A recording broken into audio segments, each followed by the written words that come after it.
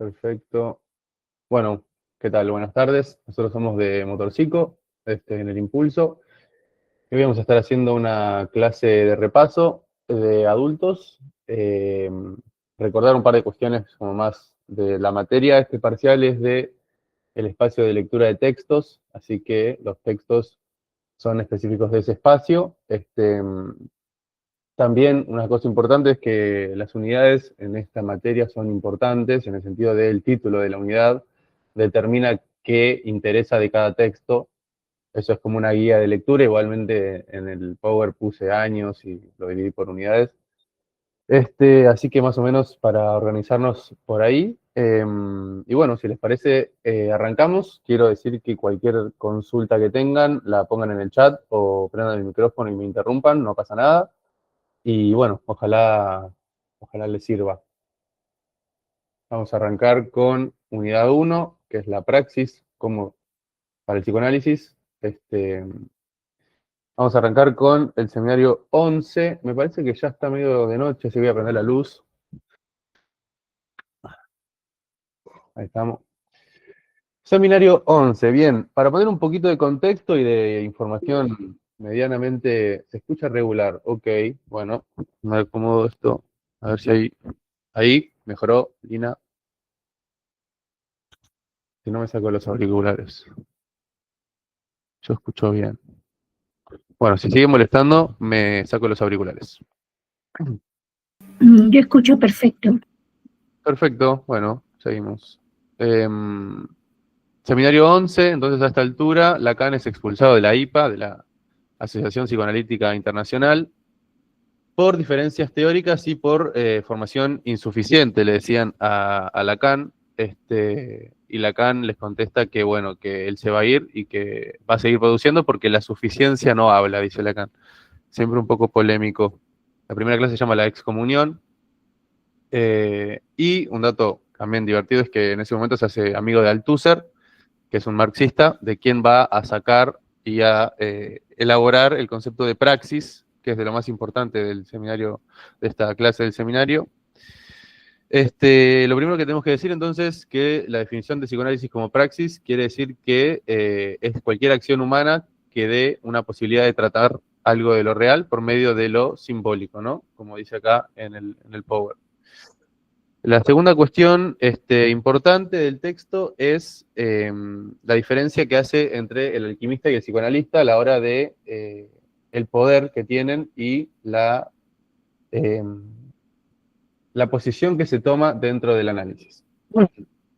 Vamos a rondar mucho a lo largo de la clase con la idea del deseo del analista, que es de Lacan, o sea, es una idea de Lacan. Va a decir Lacan que, contrario al psicoanalista, el alquimista incide en su trabajo, es decir, manipula y obra con el material, ¿no? En cambio, el trabajo del psicoanalista es apartarse lo más posible, digamos, dejar el espacio para que aparezca la subjetividad o que aparezca lo más subjetivo, lo más singular de quien consulta. Entonces va a decir que el deseo del analista es impuro porque es imposible que no aparezca algo del orden del deseo del analista en análisis, pero es labor del analista estar advertido, podríamos decir, estar notificado de que eso sucederá y no rechazarlo. Después lo vamos a seguir trabajando, vamos a pimponear entre Freud y Lacan con la idea de abstinencia y neutralidad, de la ética del psicoanálisis y los tres pagos, pero lo importante es estar advertido, vamos a decir, a esta altura. La otra cuestión importante es la diferenciación entre hermenéutica y psicoanálisis. La hermenéutica, no sé si saben lo que es, pero es la interpretación que se hacía sobre los textos sagrados, es decir, la interpretación que cada persona especializada en la lectura de los textos sagrados hacía de los mismos. Lo va a diferenciar del psicoanálisis en el tanto que la interpretación va a estar más del lado del analizante, el paciente, digamos, ¿no? O sea, si bien en el analista es imposible que no participe de esa interpretación porque es una intervención, la interpretación va a estar del lado del paciente. ¿Hasta acá vamos bien? Bien. Sí, sí. Perfecto. Sí, perfecto. Este, vamos a... Ahí creo que en el seminario Lacan habla del caso de Oppenheimer y empieza a consultar, a preguntarse si no hubo deseo. Oppenheimer es el creador de la bomba atómica. No sé si él se pregunta sobre la incidencia de Oppenheimer en el desarrollo de la bomba. Y va a decir, va a desarrollar esta idea del deseo del analista y va a decir que eh,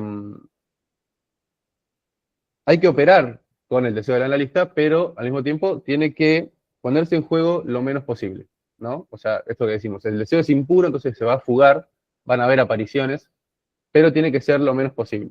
Tiene que estar advertido y frente a la aparición de su propio deseo, cuando uno nota esta aparición, que puede interferir con el trabajo de análisis, lo que se hace es o una supervisión o se trabaja en el propio análisis del analista. La otra cuestión que vamos a ver en este texto es la diferenciación entre ciencia y psicoanálisis, la eterna disputa entre ciencia y psicoanálisis. Por un lado, ¿ustedes qué opinan? ¿El psicoanálisis es una ciencia o no es una ciencia? ¿Cómo lo entendieron, cómo lo leyeron o qué les parece? Abro acá consultas. Y nosotros lo vimos como que sí, pero no en términos de ciencia cuantificable. Bien, bien, perfecto. Bueno, hay una interpretación de que dice que el psicoanálisis sería una ciencia porque efectivamente tiene un objeto de estudio, podríamos decir, y un campo experimental, que es el sujeto del inconsciente y el goce, eso sería del lado de la ciencia, pero al mismo tiempo podríamos decir que no, igual esto tómenlo como cada cátedra lo haya explicado, cada comisión lo haya explicado, y después podríamos decir que no es una ciencia porque la ciencia es reproducible y objetivizable y universable, y el psicoanálisis, por el contrario, no lo es, ¿no? Eh, entonces, lo que podríamos decir es que no es una ciencia, sí es una praxis. Esto de vuelta. Tengan en cuenta cómo se lo explicaron en sus clases. Pero esto es lo que está en el texto, digamos. Este, entonces, volvemos a la concepción de praxis. Perdón, me perdí. ¿El texto de quién dice eso? De si Seminario ciencia. 11, el seminario 11 de la clase 1. ¿Y quién es el autor? Lacan. Ah, ok. Bien. Gracias. No, por favor. Este PowerPoint también se los puedo enviar. Si les sirve al final de la clase me Sí, dicen y sí. se los envío. Gracias. Perfecto. Este, entonces podemos decir que, sí, por favor, perfecto, que el psicoanálisis es una praxis que tiene, o sea, el objeto es en el psicoanálisis y no del psicoanálisis. Eso también es algo que podemos llegar a tener en cuenta. Y después podemos plantear el objetivo o el fin del análisis, si es la eliminación o no del síntoma. Y bueno, vamos a ver a lo largo de la clase que es que el síntoma sea tramitable. Podemos también plantear del lado de que no es una ciencia, que no es objetivable porque todo el tiempo nos está movilizando un deseo, algo que nos lleva más allá, ¿no?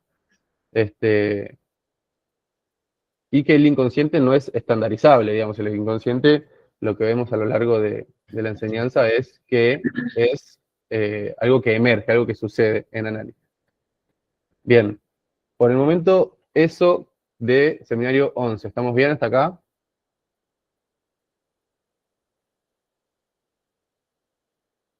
Sí. Perfecto, gracias. Muy bien, vamos al segundo. A ver, una pregunta, ¿alguna pregunta? Sí, por favor. Perfecto.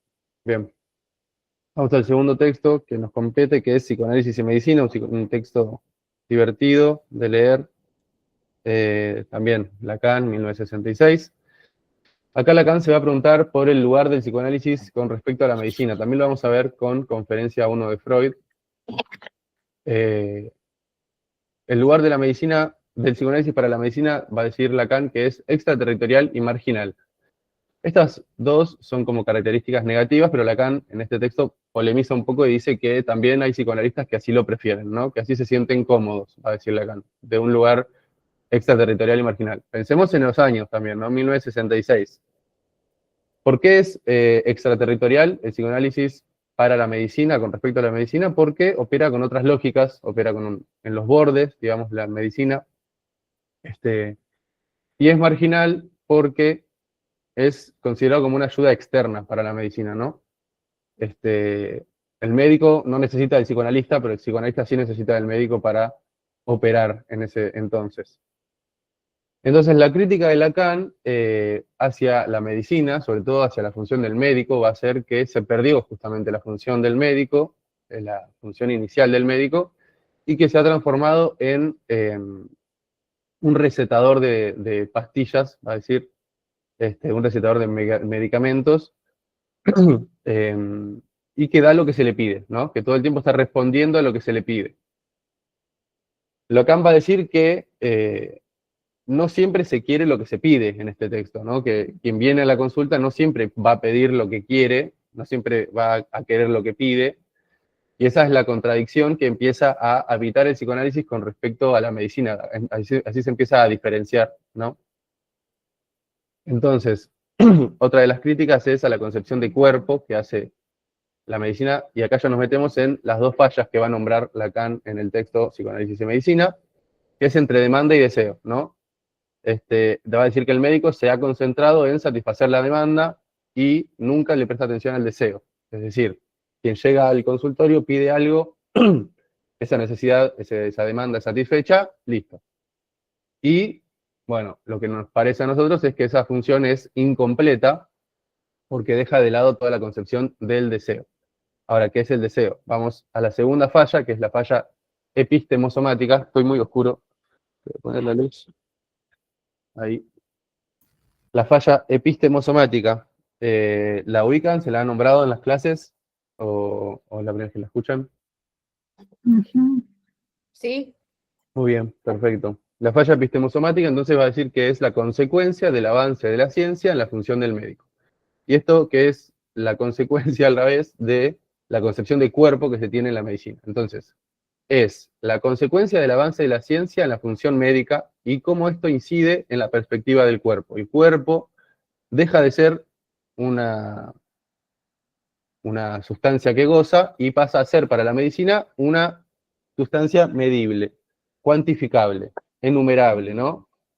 Entonces, lo que empezamos a ver es que el cuerpo es considerado ya un organismo que puede ser todo el tiempo tocado, mirado, observado, cortado, medido, observado y demás. Y para el psicoanálisis, el cuerpo es una sustancia que goza de sí mismo, ¿no?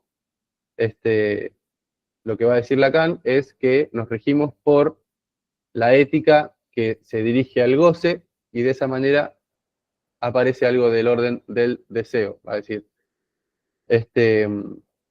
Sigue criticando la función del médico y dice que el médico sabe lo que puede un cuerpo, pero no lo que quiere un cuerpo.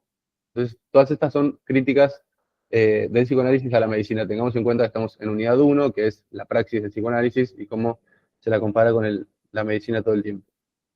Y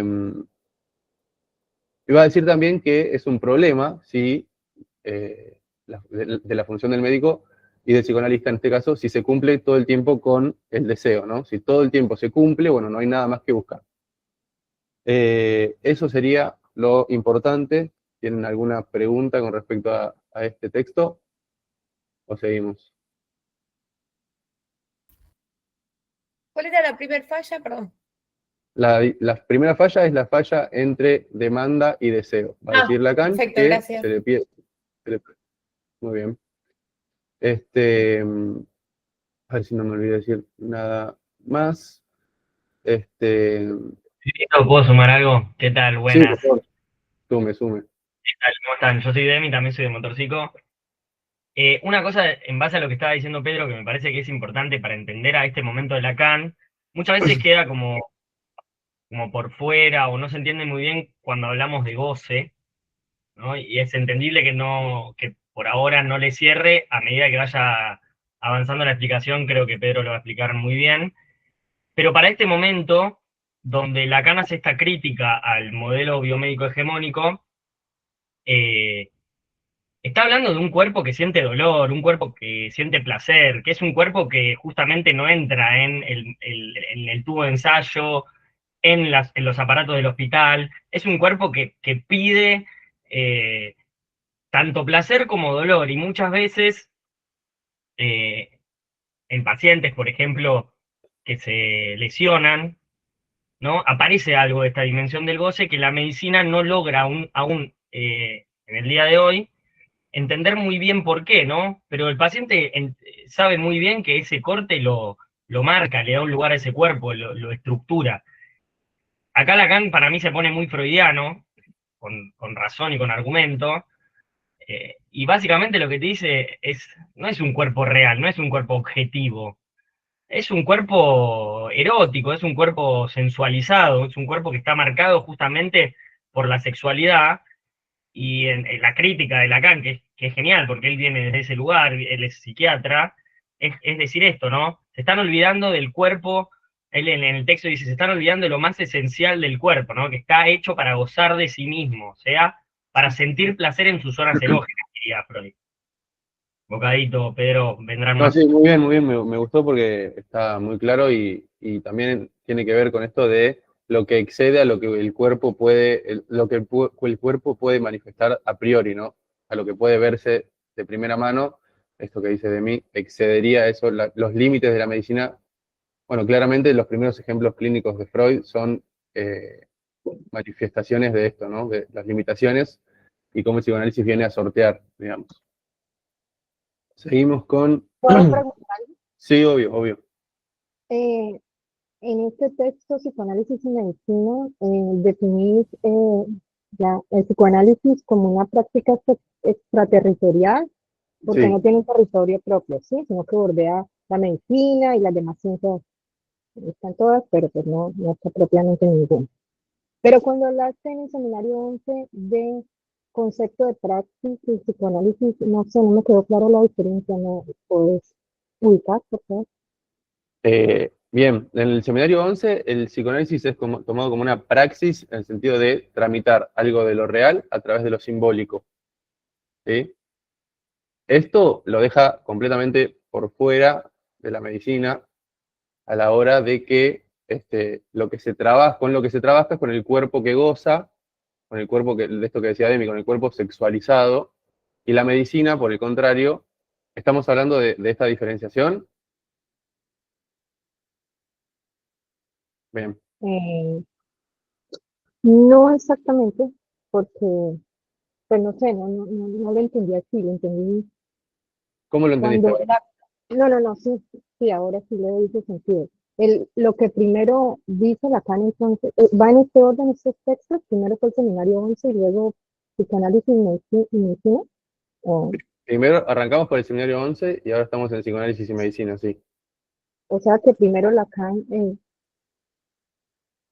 habla del psicoanálisis como una praxis, porque simplemente es la forma de tramitación de lo real a través Sí, de la palabra. sí, exactamente, Y exactamente. luego, y luego hace un concepto más elaborado en psicoanálisis y medicina eh, a, a través de esa crítica que le hace a la medicina, ¿no? Psicoanálisis y medicina es todo el tiempo contrastando con la función de la medicina, con el avance de la ciencia en la medicina y con la función del médico, que ha quedado como un distribuidor de medicamentos. En cambio, el psicoanálisis lo que propone es una mirada más amplia de lo que respecta a un cuerpo, de lo que respecta a el padecimiento, de lo que respecta a los síntomas que presentan los pacientes. En el sentido de, para un médico, para la función médica en ese entonces y hoy también, como decía Demian, el cuerpo es la manifestación de lo que nos pasa, pero el cuerpo es lo observable, lo medible, lo cuantificable, en estudios médicos, ¿no? Y el psicoanálisis lo que propone, que es esta tramitación a través de lo simbólico de la palabra, como bien dijiste vos, y como vamos a ver ahora con Freud, a través de lo simbólico lo que propone es darle una entidad al cuerpo, que es que el cuerpo no necesita ser medido, observado y cuantificado, sino que el cuerpo es una sustancia que goza de sí mismo. ¿Qué significa que goce de sí mismo? Este, que hay una tensión todo el tiempo, ¿no? Que hay un intento de gozar de todo, de que todo dé placer. Bueno, efectivamente eso no sucede, eso es imposible, y ahí es donde empieza a aparecer lo que podríamos llamar el dolor. El goce está del lado de la satisfacción como en exceso, vamos a decirlo. ¿Bien? Dale. Bien, lo que es importante es que en psicoanálisis y medicina todo el tiempo contrasta con la medicina. Y en el seminario 11 es su salida de la IPA y su definición de lo que es el psicoanálisis.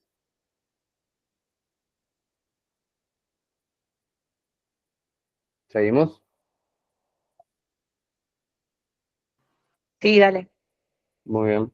¿El resto tiene alguna pregunta o vamos bien? Bueno. Seguimos con conferencia 1, entonces, de Freud. También una conferencia divertida de leer. Freud le habla a gente que no está formada en psicoanálisis, gente que por ahí nunca le escuchó hablar, así que empieza siendo un poco polémico, pero después es divertido para mí. Lo que propone Freud es que hay 3 dificultades a la hora de la transmisión del psicoanálisis. La primera es que la enseñanza siempre es indirecta, es decir, en el dispositivo analítico no puede haber un tercero presenciando lo que sucede. Entonces la enseñanza siempre es indirecta, o por análisis propio, digamos, en el propio análisis uno también se forma. El segundo obstáculo que él ve es que la medicina, al acercarse al psicoanálisis, tiene muchos obstáculos. ¿Pero por qué va a plantear que la medicina tiene obstáculos? Porque la medicina lo que busca son correlatos orgánicos, ¿no? Para los malestares propios de... O sea, los malestares del psicoanálisis no tienen nada que ver con los correlatos orgánicos, con el malestar orgánico, que sería pura biología. Los médicos, entonces, todo el tiempo quieren centrarse en los aspectos físicos y se rehúsan o se resisten a considerar la vida psíquica como parte de la totalidad, ¿no? Entonces, las dificultades es que todo el tiempo están buscando un correlato observable y el psicoanálisis lo que propone es una prevalencia de la vida psíquica. Y el tercer obstáculo es el prejuicio intelectual o estético y moral, va a decir Freud, que es que el psicoanálisis propone, o sea, para la medicina, ¿no? Los prejuicios intelectuales y morales de la medicina. Esto que decíamos recién, el psicoanálisis propone que la mayoría de los procesos anímicos son de carácter inconsciente. Y que la conciencia solo es una pequeña porción de la vida anímica total. En cambio, la concepción general es otra, digamos, eso, en general. Lo importante también del texto es la cura por la palabra, que propone Freud, la búsqueda de lo singular, de lo más subjetivo, y cómo la praxis se avala por la teoría, ¿no? La teoría se avala todo el tiempo por la praxis, por la clínica. Acá podemos volver a tomar el ejemplo de las primeras pacientes histéricas de Freud, en el sentido de cómo quedaron marginadas de la medicina, porque la medicina no podía darles una respuesta, ya que no tenían una afección orgánica, como se la considera, y el psicoanálisis, en ese caso, abre el abanico de escucha y empieza a prestar la atención a las representaciones psíquicas que conllevaban un malestar físico. Bien, nada más.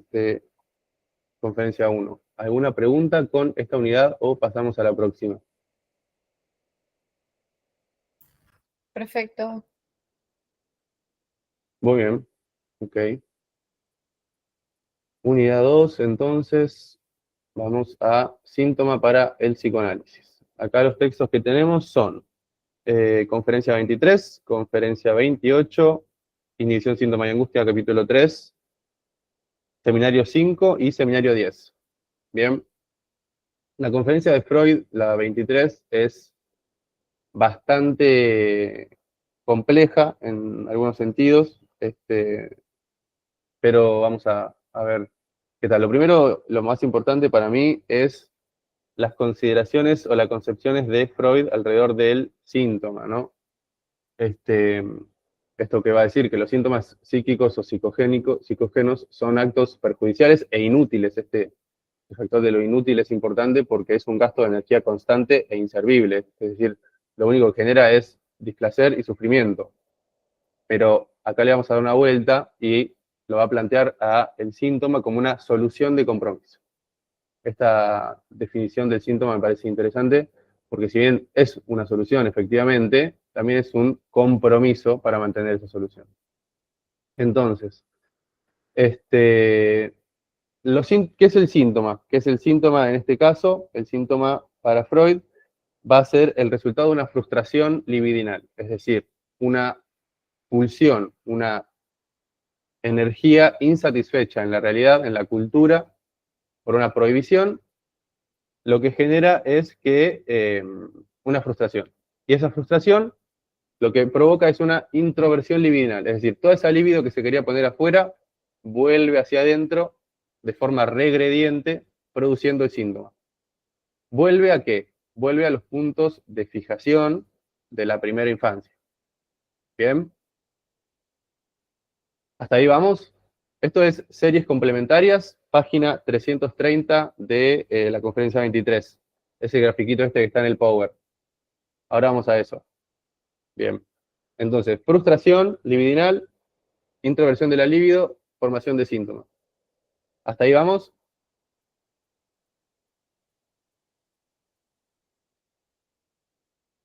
Bueno, seguimos. La otra cosa importante es que ante esta solución de compromiso, ante esta nueva forma de satisfacción pulsional, lo que va a decir Freud es que son generadas por las series complementarias. Las series complementarias es esto que está acá de constitución sexual en un vivencial prehistórico más un vivencial infantil, es decir, un factor estructural y un factor contingente de la infancia, más una predisposición, más un factor contingente de la adultez, que retorna a ese punto primero. Vamos de vuelta. Frustración libidinal, introversión de la libido, síntoma. Es el conflicto, el resultado de un conflicto entre la libido y el yo del individuo, entre la libido insatisfecha y el yo. ¿Por qué es una solución de compromiso el síntoma? Porque hay todo el tiempo un tira y afloje para ver cómo se satisface. Es decir, la satisfacción es innegociable. No hay renuncia a la satisfacción pulsional, pero sí hay satisfacción pulsional en la renuncia. ¿Esto qué quiere decir? Que ante esa libido insatisfecha en la realidad, en la cultura, se va a encontrar otra vía de satisfacción. Esa vía de satisfacción sustitutiva sería el síntoma. ¿Bien? ¿Hasta ahí más o menos vamos?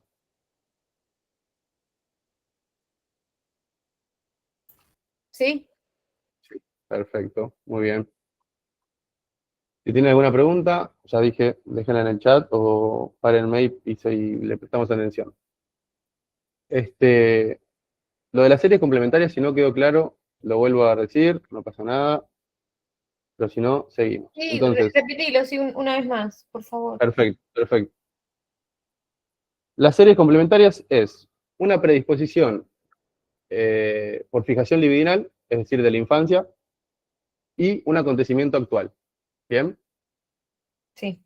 Esto que dice acá, predisposición por fijación libidinal, esto que decimos, hay una frustración en un momento, no puede ser satisfecho lo que yo quería que sucede, eso provoca una fijación, ese punto de fijación es el punto de retorno que va a volver cuando la vivencia accidental del adulto, que es un evento traumático, provoque otra insatisfacción. Entonces, a la insatisfacción se le responde con un retorno a ese punto de fijación primero, infantil. O sea, un factor contingente y un factor estructural de la infancia. ¿Se entiende lo de contingente y estructural? Vamos al caso de Freud, donde la escena de los 8 años es resignificada por la escena de los 12 años, y así llegamos a la formación de un síntoma, es decir, una escena de la infancia genera una fijación, en la adultez ocurre nuevamente una vivencia traumática y se responde volviendo regresivamente a ese punto primero. ¿Cuál es esa escena de Freud, Pedro? Creo que es la de Dora. No. No, Emma, ese ruso es el de Emma, claro. Emma Emma, ese sí, mismo. Emma. Ese mismo. Muy bien. ¿Estamos con eso? Lo vuelvo a decir, lo vuelvo a explicar. No, está bien. Perdón, yo te puedo hacer una pregunta que el otro día Está le bien. hice en clase también. Por supuesto. Sí, que, o sea, yo le encuentro, no sé cómo diferenciarlo del trauma en 2 tiempos, no sé si me estoy confundiendo. El trauma en 2 tiempos, esto que acabamos de decir. Sí, Bien, sería básicamente eso, pero en este caso lo plantea como el camino de formación de las neurosis por las series complementarias, pero es una vivencia primera, una vivencia segunda, resignificación, en el sentido de hay una vuelta regrediente a esa primera escena. ok, que están y complementarias porque se complementan. Entiendo. Exactamente, exactamente. Eso serían las series complementarias. Ok, Entonces, hay un factor por predisposición de fijación divinal, un factor contingente, vuelve, y ese es el camino de la formación de síntomas. Pero lo importante de este caso es que entendamos que el síntoma es resultado de una frustración libidinal, hay una introversión de la libido, vuelve hacia atrás, vuelve hacia mí, y eso genera el síntoma. Bien, hasta ahí más o menos vamos. Ahora, lo que pueden preguntar acá es el papel de la fantasía, el papel de la fantasía en la formación de los síntomas. La fantasía lo que viene a hacer es darle una escena a la libido, darle figurabilidad a la pulsión. ¿Esto qué quiere decir? Que la pulsión, cuando digo pulsión o cuando digo libido, digo energía, digo quantum de energía que se maneja, ¿bien? Afecto, vamos a decirle también. Entonces la fantasía es una escena donde la pulsión encuentra figurabilidad, la escena donde es imitado en una ficción. También podemos pensarlo como la transferencia, ¿bien? O sea, en la transferencia, la ficción en la transferencia, pero en este momento estamos en la fantasía. La fantasía también va a ser un punto intermedio entre la fijación y la realidad externa. Es un puesto intermedio del síntoma. ¿Estamos?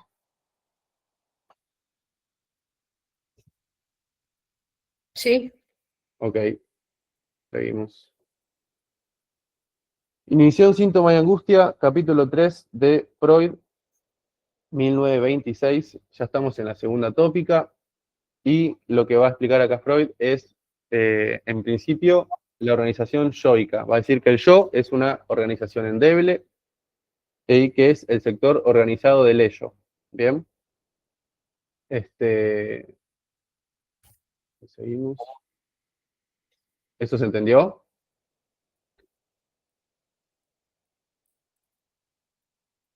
Ok. Bueno, entonces el yo es una organización endeble y es el sector organizado del ello, el sector diferenciado del ello. Va a definir al síntoma como como extraterritorial porque funciona siguiendo sus propias reglas, es decir, no necesita del aval del yo para su funcionamiento, no necesita que el yo le permita ser para aparecer eventualmente ante una frustración libidinal. Y va a decir que el yo, esta organización endeble, este sector organizado del yo, todo el tiempo está intentando amigarse con el síntoma, es decir, a esto le va a llamar psicosíntesis. Todo el tiempo está buscando integrar al síntoma a su organización para que le genere cada vez menos malestar y cancelar la ajenidad que el síntoma tiene con respecto a su organización. ¿Para qué querría cancelar esta ajenidad? Bueno, efectivamente para que cese el malestar, ¿no? Pero a la vez que intenta todo el tiempo integrarlo a su organización, lo cancela, lo reprime para que no aparezca. Entonces el yo se ve vasallado por el síntoma, se ve todo el tiempo conflictuado, ¿no? Eso es lo importante de este texto. ¿Algo más? ¿Alguna pregunta con respecto a esto? ¿Alguna pregunta que les haya quedado?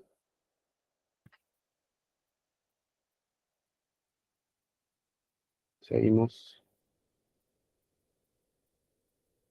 Seminario 5 de Lacan, camino a la formación de los síntomas. Lo importante acá es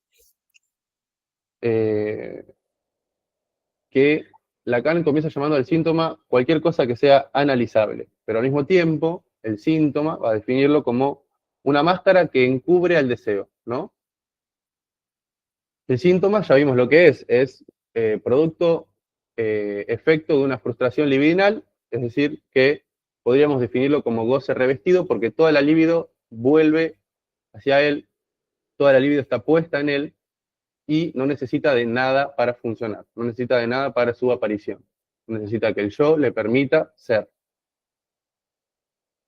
En la máscara, entonces el síntoma es una máscara, es decir, que muestra lo que no es, que encubre al deseo. Y el deseo es un enigma.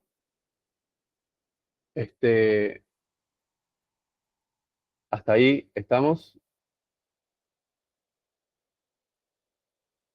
Si no, agrego un par de cositas que tengo, pero díganme.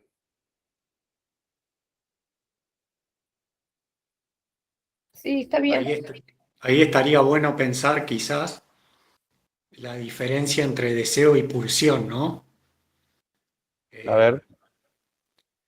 La pulsión quizás como una energía que exige una respuesta quizá inmediata, más allá de como fuerza constante, y el deseo más, que lo piensa Lacan incluso así, no sé si en ese seminario, como una metonimia, pero que tiene una representación más simbólica. La pulsión está quizá más relacionada con una parte real. No sé, ¿qué decís vos? Sí, no quiero confundir con cosas que no son del seminario, pero sí, totalmente. Bien, entonces, ¿se entendió más o menos lo que aparece en este seminario con respecto al síntoma? El síntoma, todo lo analizable. El síntoma es una máscara que encubre al deseo. El deseo es siempre un enigma, siempre es deseo de otra cosa. Si yo deseo algo y ya lo consigo, no es suficiente. Entonces, el sujeto está implicado, vamos a decir, en su deseo, en su síntoma, pero esto aparece como una máscara. Entonces, todo el tiempo estamos lidiando con el enigma del deseo enmascarado en un síntoma, ¿no? Bueno, después podemos decir que el síntoma es lo que habla en sesión, el deseo y el síntoma, el deseo como enigma y el síntoma como máscara, llegan a una solución de compromiso que es justamente la aparición sintomática. Dijiste que el deseo nunca es alcanzable, ¿no? El deseo, exactamente, siempre va a correr los límites. Bien, seminario 10 de Lacan, clase 9 y clase 21. La clase 9, lo importante es la diferenciación entre acting out, síntoma y pasaje al acto, sobre todo entre acting out y síntoma, porque es algo que se confunde bastante. El acting out, lo vieron, tienen más o menos lo que es, a qué se refiere, la diferenciación con el síntoma. Sí. Perfecto. Bien, vamos a repetirlo por las dudas. El acting out es una escena que todo el tiempo está armada para el otro, está dirigida hacia el otro, es una mostración.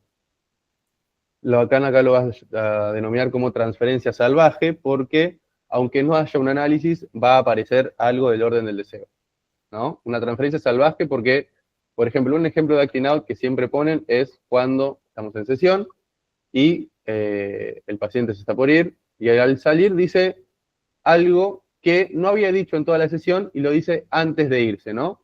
Eso sería una especie de acting out pensado muy reducidamente. En cambio, el síntoma, vemos que no es para el otro, como venimos viendo, el síntoma es extraterritorial, no le interesa el otro, sino que funciona por sí mismo, tiene sus propias lógicas, tiene sus propios motivos. Se muestra todo el tiempo distinto de lo que es, contrario al acting out, que es bien directo, el síntoma está todo el tiempo enmascarando algo. Y el síntoma no necesita interpretación como si podemos decir del acting out que demanda interpretación, el síntoma no, pero sí es analizable, y el acting out no lo es. Bien. Y el pasaje al acto, podemos decir que es la caída, el salto de la escena del sujeto. Queda por fuera de la escena que se había armado, por fuera de la escena cotidiana, por fuera de la escena del otro. Salta, está por fuera. Es un exceso total. Y la clase de 21, que es el grifo de Piaget, lo que nos interesa es cómo Lacan empieza a plantear el síntoma en forma clásica, ¿no? Sacar al síntoma de ese estado completamente enigmático e incuestionado y empezar a cuestionarlo. Lo que dice Lacan es que hay una causa y un efecto, el efecto sería el síntoma, ¿no? Y la causa, bueno, la causa sería el núcleo del ser, vamos a decirlo. Y entre esa causa y ese efecto, lo que cae es el deseo, el objeto A, empieza a plantear, el deseo. Entonces, el síntoma vamos a decir que solo está constituido cuando se percata de él, cuando el sujeto se percata de él, ¿no? Cuando ese enigma no formulado, bueno, comienza a formular una pregunta, podemos decir. La forma clásica que va a definir Lacan es hacer emerger la pregunta por la causa. Hay que hacer emerger ese estar advertido, ¿no? Estar advertido de qué, de que eso tiene una causa, de que algo funciona y de que algo motoriza ese síntoma. Entonces, hay una ruptura de la implicación del sujeto y hay una aparición de la pregunta por la causa, por el motivo, por eso que sucede con el síntoma, ¿no? Empieza, vamos a plantearlo en otros términos, estos no son términos psicoanalíticos, pero para que se entienda, pasa de ser ego sintónico, es decir, que está completamente pegado a mí, a ser ego distónico y empieza a generarme disconformidad, empieza a generarme incomodidades, empieza a generarme preguntas. Entonces, vamos a decir que el análisis gira alrededor de ¿qué? De ese deseo que cae, que nos llevará a la causa. El camino del análisis es inverso, va del efecto a la causa, ¿no? No de la causa al efecto. Entonces, tiene que haber, les venimos diciendo, un reconocimiento de que algo funciona allí y funciona de determinada manera. Y nuestra intención es todo el tiempo ir hacia la causa de ese efecto, ir hacia la causa de ese síntoma. Allí nos vamos a encontrar con las resistencias. Y hay que trabajar con esas mismas resistencias. ¿Estamos con esto? Paso al siguiente. ¿Qué significaría? No me quedó claro qué significa C y A. C es la causa menos... Sí, no, no es un menos, es una variedad. Causa-efecto y lo que cae es el objeto. Está bien, perfecto. Como resto, ¿bien? Sí, sí. Bueno. Perfecto. Está muy interesante, pero estoy con... Bueno, adiós, Girichel. Gracias, un abrazo. Gracias. Discúlpame, ¿podrías volver a explicar lo de la ruptura de la implicación del sujeto? Sí, por supuesto, por supuesto. A ver, ¿cómo lo podemos explicar sencillamente? El síntoma, lo que genera en esta solución de compromiso, vamos a decir, es... esta solución de compromiso lo que genera es una, justamente, solución. Es decir, que haya una satisfacción para esa pulsión insatisfecha en la actualidad, ¿no? Entonces el síntoma, al ser una solución, bueno, deja de hacerse preguntas, porque hay una satisfacción, hay un modo de satisfacer esas necesidades, esas pulsiones. Al ser el síntoma una solución de compromiso, a la vez que genera satisfacción, genera incomodidades, genera esos más allá de la satisfacción. Y ahí es donde podemos entrar en el terreno del goce, en el terreno del cuerpo que veníamos hablando antes. Entonces, cuando se empieza a romper esa implicación, es decir, esa implicación es que uno no se pregunte nada por sus malestares, ¿no? Por sus dolores, por sus insatisfacciones y demás. El romper con esa implicación sería romper con esa solución de compromiso. Cuestionarla, básicamente, ¿no? ¿Ahí quedó más claro o vuelvo a darle otra vuelta?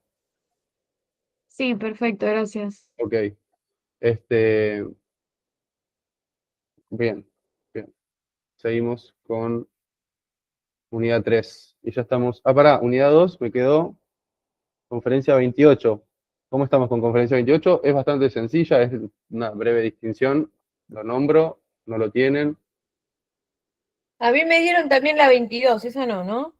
Esa no la tengo. Bueno, no hay problema. Ok. La 28, ¿repasamos? Sí. Perfecto. La conferencia 28 es la sugestión analítica. Freud arranca distinguiendo entre la sugestión hipnótica del primer método catártico con la sugestión analítica. No, no lo pasaste el Power, no sé si lo tenés que pasar. No tengo, Bueno. porque era bastante sencillo y cortito. Bueno, Entonces, distinción entre sugestión hipnótica y sugestión analítica, sugestión psicoanalítica. La sugestión hipnótica es básicamente que el paciente llega y nosotros, en posición de amo, en posición de saber, hipnotizamos para que él sepa. ¿Bien? Hay un abuso de esa sugestión. Se hace un abuso de esa sugestión porque el paciente nos confiere a nosotros todo el saber. En cambio, en la sugestión psicoanalítica, en la sugestión analítica, lo que hay es un uso de esa sugestión con la que el paciente llega al análisis para la instalación de la transferencia. ¿Bien? Entonces, ante esta, o sea, la sugestión está todo el tiempo, ¿no? La sugestión es nosotros llegando al análisis pensando que quien nos va a analizar tiene más saber que nosotros, ¿bien? La sugestión hipnótica haría un abuso de esa sugestión para poder manipular, y la sugestión analítica, por el contrario, lo que viene a plantear es que hay que hacer un uso de esa sugestión para entrar en transferencia y que el paciente pueda interpretar por sí mismo. ¿Estamos ahí? ¿sí? Perfecto. Pasamos a unidad 3, que es acción analítica. Esta unidad es un poco intensa, así que párenme. Fui bastante rápido, me parece. Les pido disculpas. Cualquier cosa, volvemos a repasar lo que quieran. No quería que se haga demasiado extensa la clase. Arrancamos con nuevos caminos de la terapia psicoanalítica.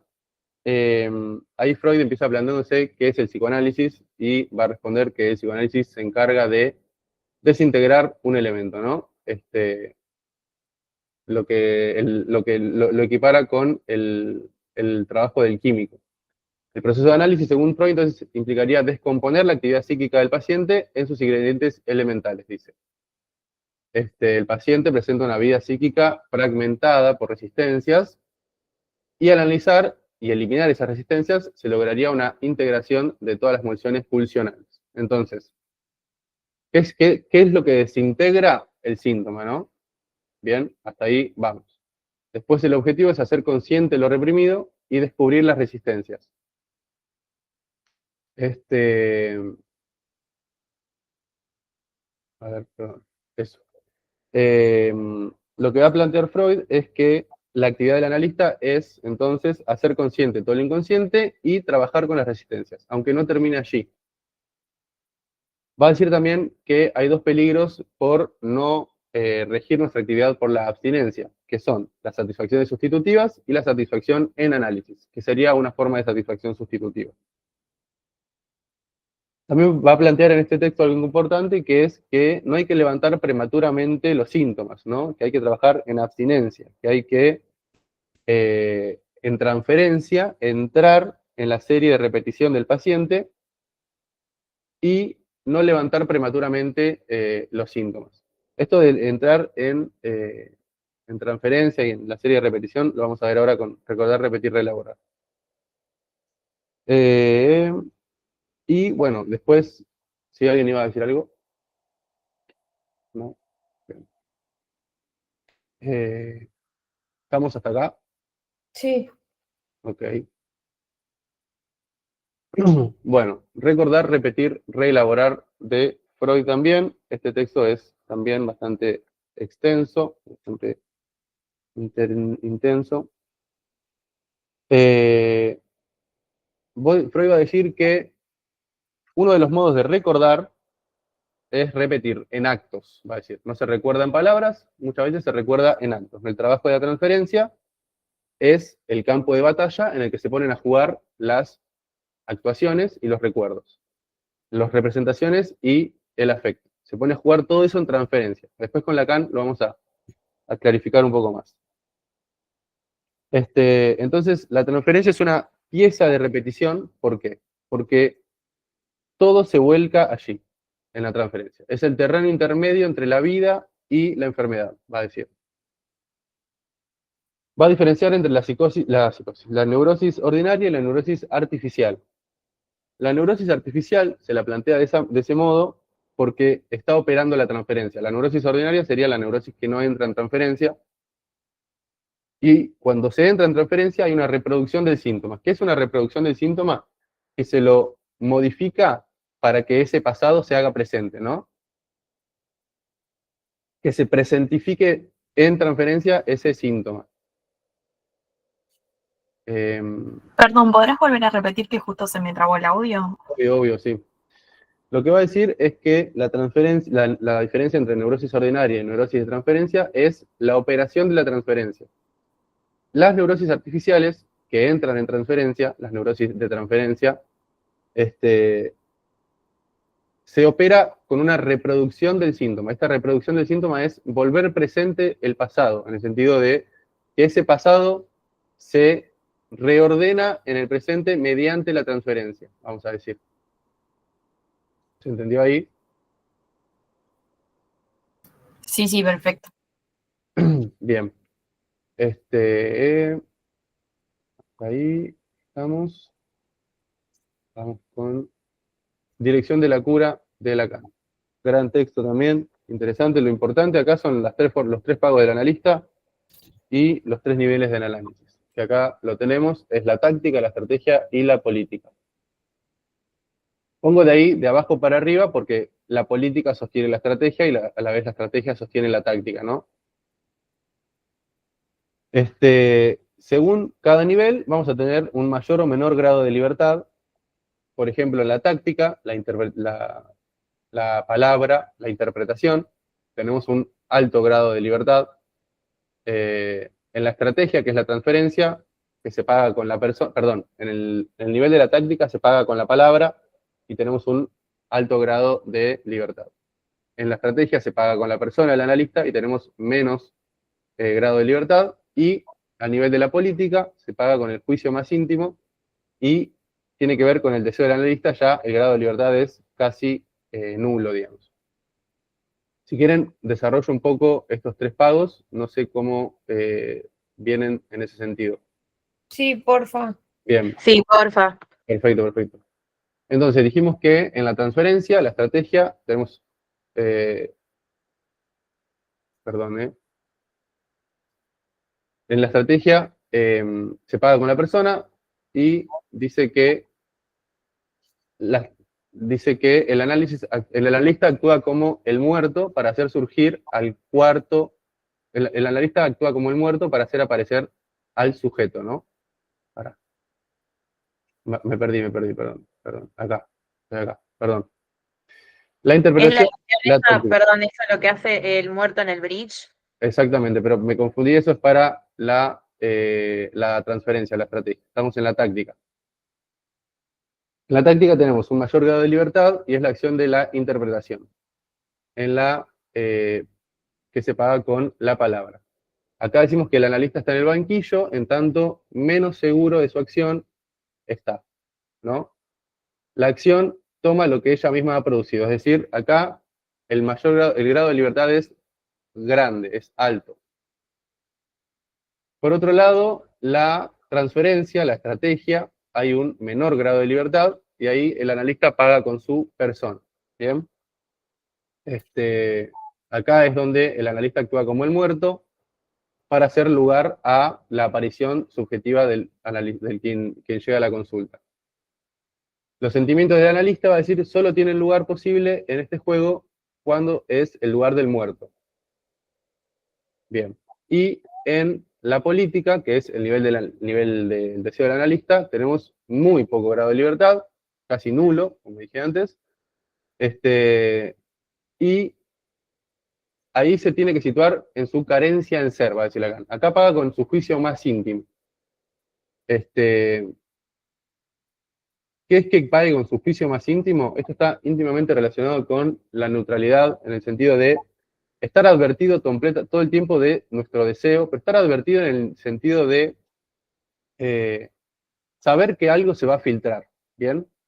Entonces, ante eso, nosotros pagamos con nuestro juicio más íntimo, nos dejamos tomar por la fantasía, por la ficción de quien llega, para que aparezca nuevamente lo que dije antes, su subjetividad, ¿bien? Hay solo un lugar para el sujeto y no es el del analista. esto quiero que quede claro. Nosotros nos dejamos tomar, pagamos con nuestro juicio más íntimo, pagamos con la carencia en ser, para la aparición del sujeto. ¿Bien? Nosotros nos colocamos en posición de objeto, en este caso. Somos tomados todo el tiempo por las fantasías, por las ficciones del paciente. ¿Estamos ahí?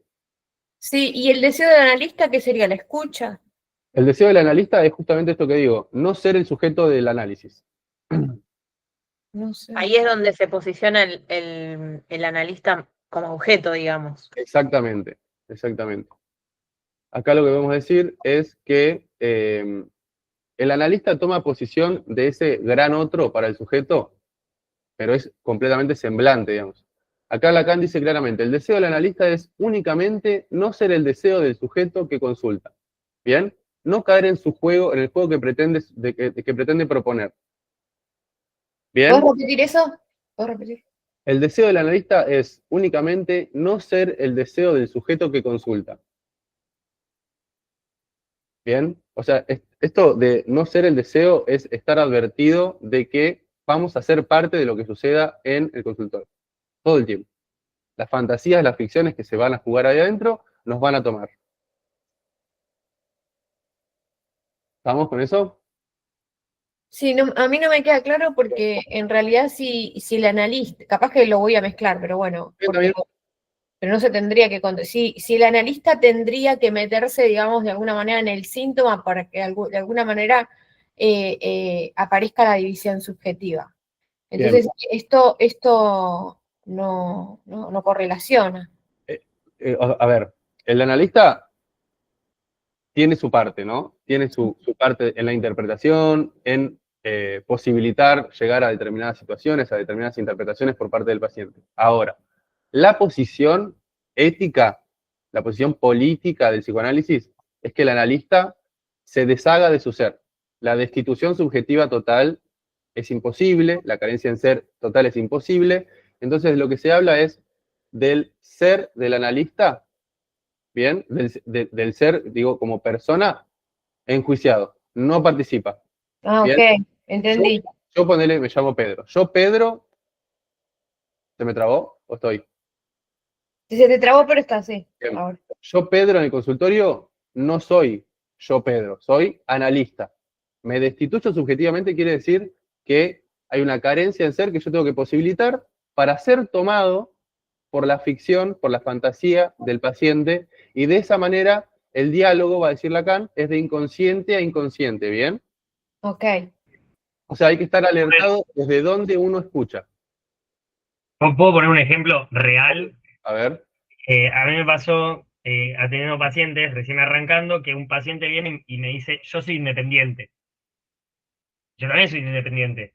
Entonces me empieza a hablar de la mala situación en la que está Independiente y yo me veo tentado a opinar como si fuera un amigo de la mala situación futbolística que está atravesando Independiente, pero yo me destituyo subjetivamente y no habla de mi hincha Independiente, sino que yo escucho o pregunto en base a lo que el analizante o el paciente trae de eso, ¿no? Porque no es casual que justo traiga ese tema.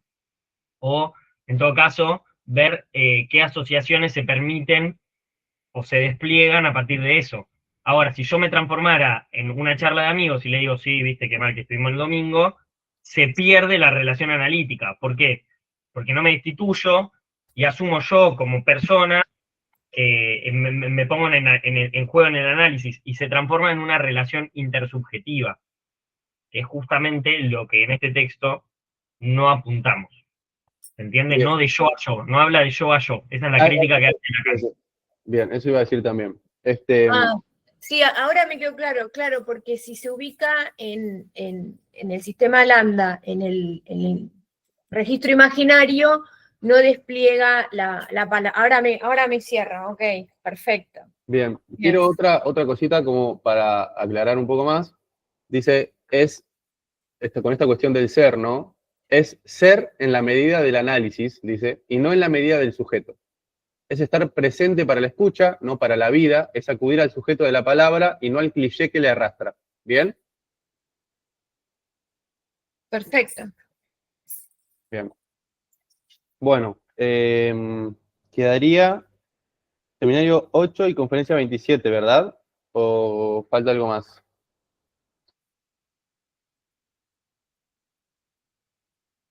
Seminario 8 no lo anoté tampoco porque tengo la información muy mezclada, pero vamos a ir despacio con este porque es complicado.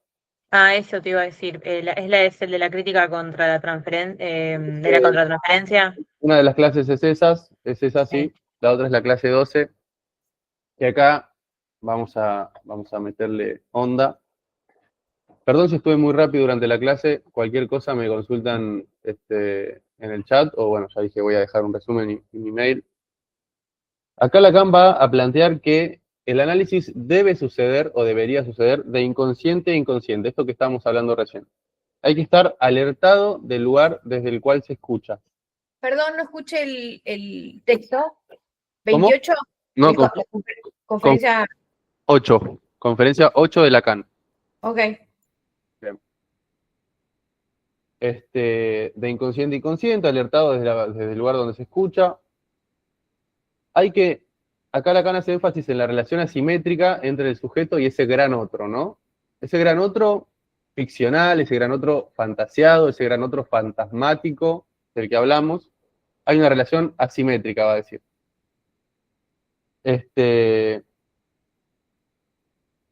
El sujeto queda como objeto del deseo del otro, ¿no? En este caso. Ese otro cuestionado, ese otro enjuiciado, ese otro al quien se le dirige todas las palabras que se dicen en análisis, sin uno estar advertido de eso, quizás. Uno, digo, como sujeto que consulta. ¿Bien?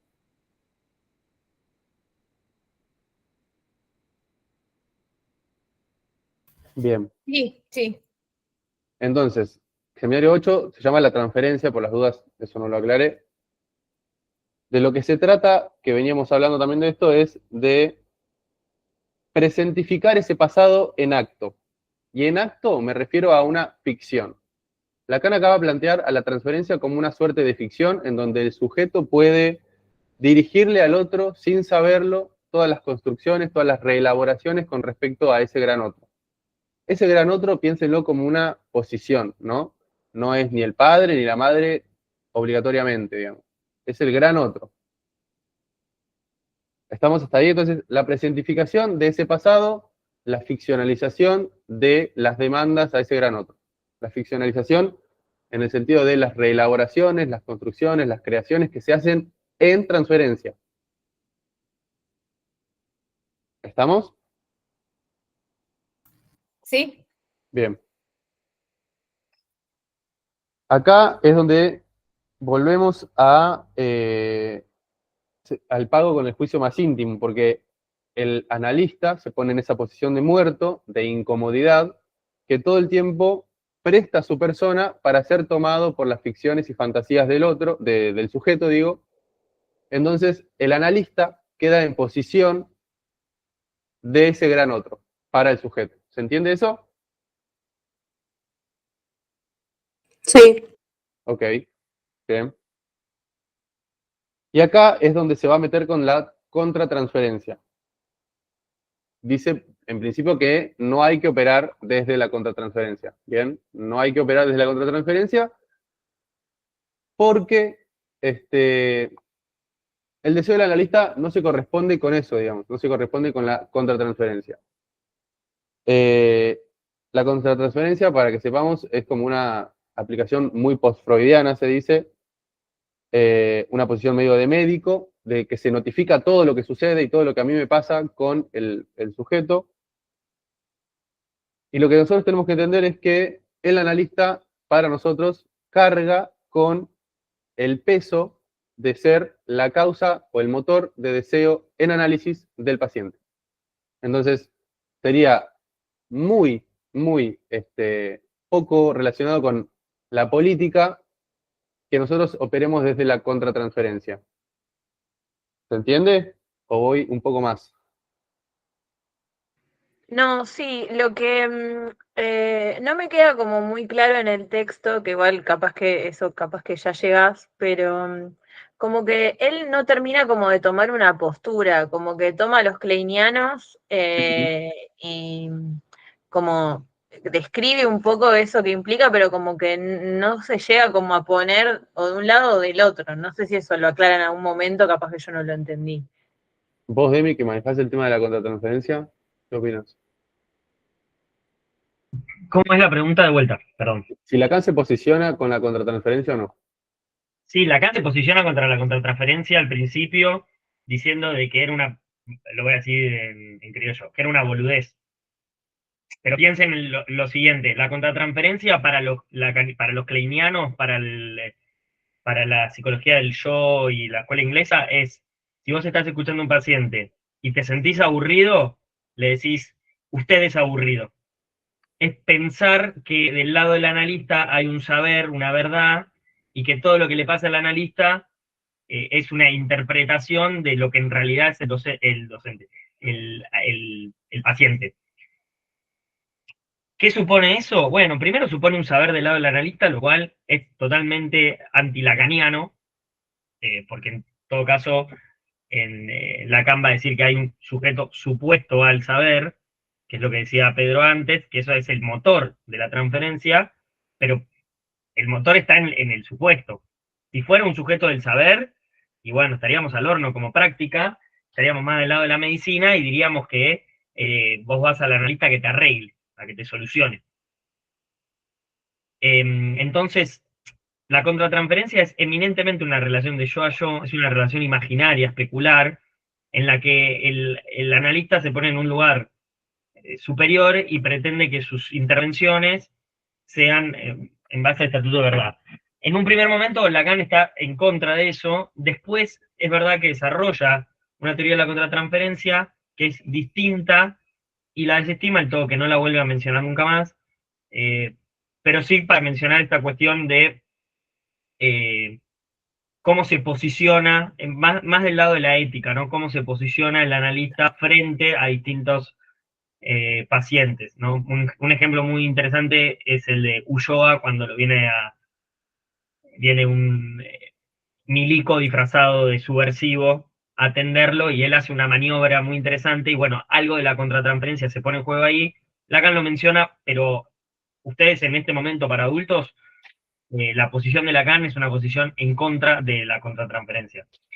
Justamente porque plantea una relación imaginaria, de yo a yo, y supone un saber, lo cual es solo una suposición, ¿no? Para Lacan.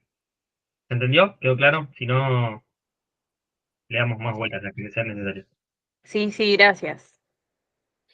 De nada. Bien, hasta ahí sería. No sé si tienen algún otro texto que quieran trabajar, que los tienen en sus cátedras. Si no, creo que lo que entra en el parcial es hasta ahí. Podemos tocar análisis terminable e interminable. Y si no, vamos acá, como digan ustedes. No, para mí está perfecto. Sí, para mí también. O sea, nosotros al menos no nos van a tomar análisis interminable e interminable. Ok, Y a nosotros tampoco. bueno. Bueno, ¿tienen alguna pregunta con algo que les haya quedado duda, que no hayan entendido, que haya explicado como muy mal? Algo que vieron La en clase. conferencia 27 la vimos, entonces. Ah, perfecto. No, vamos a Ah. la conferencia 27. Ah, sí, sí, listo. Bien. Pregunta, ¿la clase queda grabada? Así es, la subimos al canal de YouTube. Conferencia 27. A ver. Muchísimas gracias. Ya vamos con la conferencia 27. ¿A dónde la tengo? Conferencia 27, la transferencia de Freud.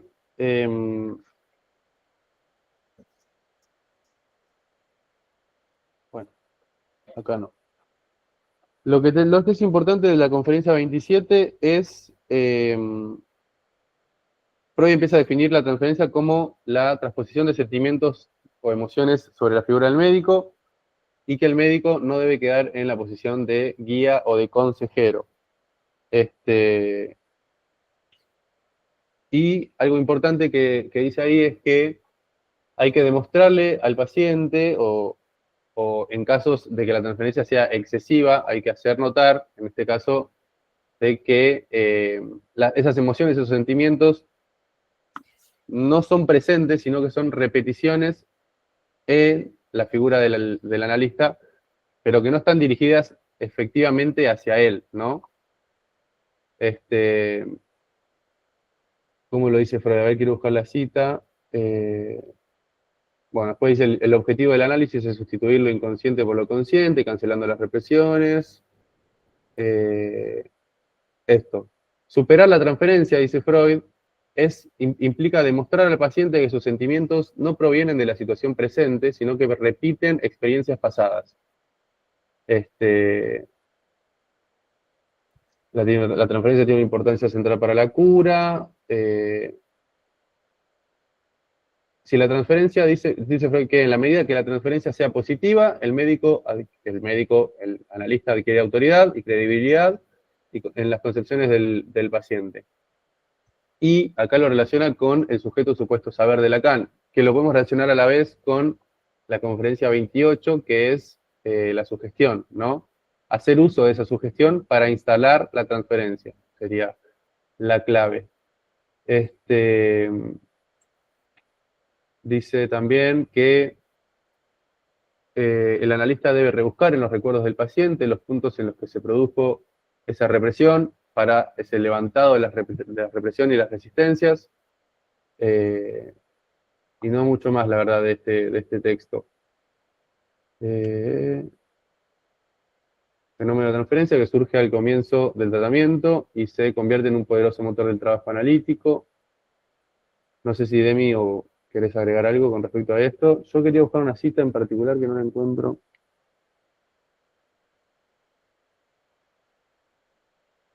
No. Bueno, lo que sí podemos decir es que en la transferencia se ponen en juego, o es el campo de batalla donde se van a librar las emociones pulsionales, las frustraciones, los síntomas. Entonces es el campo de batalla, lo define Freud, en el cual se despliegan los afectos y las representaciones del paciente. Nada más, por mi parte.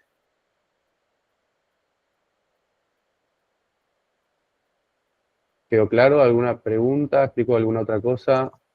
No, perfecto. Muchas No, gracias. re bien. Sí, Súper mil claro. gracias. Gracias a ustedes. Perdón el Muchas apuro gracias. y de lo rápido. Súper claro. Gracias. Eso, voy a dejar en el chat mi mail y el resumen, que me olvidé de dejar. Y mi mail para que me pidan el power y se los envío. Genial. Ahí está el resumen y mi mail. Muchas gracias, En el mail te pedimos el power, exactamente. Bárbaro, gracias, ya te lo pido. Vale. Gracias. Adiós. Chao, gracias. Chao, chao, muchas gracias.